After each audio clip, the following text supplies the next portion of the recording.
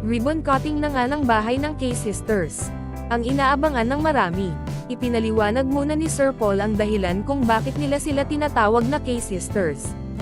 Kasi lahat daw ng pangalan nila ay nagsisimula sa letter K. Kate, Kyla, Kim, Kay at Kevin. Pinapasalamatan din ni Sir Paul lahat ng viewers at lahat ng taong nasa paligid. Sinabi niyang bago lang sa kanilang paningin ang lahat ng mga taong nandoon.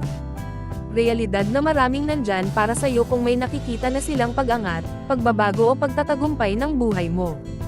Ipinakilala ni Sir Paul ang grupo, ang buong PB team. Makikitang ang dami nga talagang makikiramay sa iyo pag may kalalagyan na ang buhay mo, pero sa panahong walang-wala ka ay wala talagang makikiramay sa mga problema mo. Katulad ng mga panahong hirap na hirap ang magkakapatid at halos wala silang makain. Nagpapasalamat si Sir Paul sa mga taong nandoon para ipagdasal at ipagpasalamat ang mga biyayang natanggap ng K-Sisters.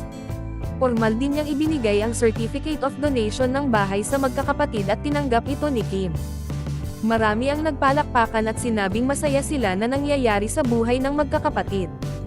Pinaalahanan din ni Sir Paul ang magkakapatid na huwag silang makalimot na magpasalamat sa mga taong tumulong sa kanila.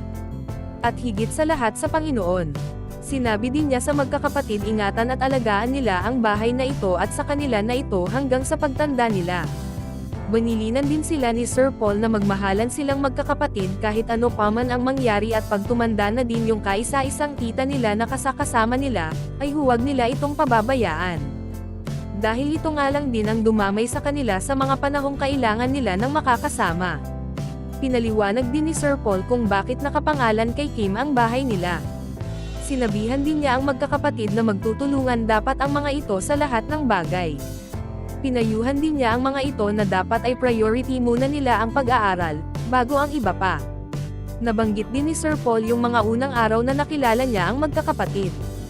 Yun yung mga araw na halos sila lang at walang tumulong sa kanila.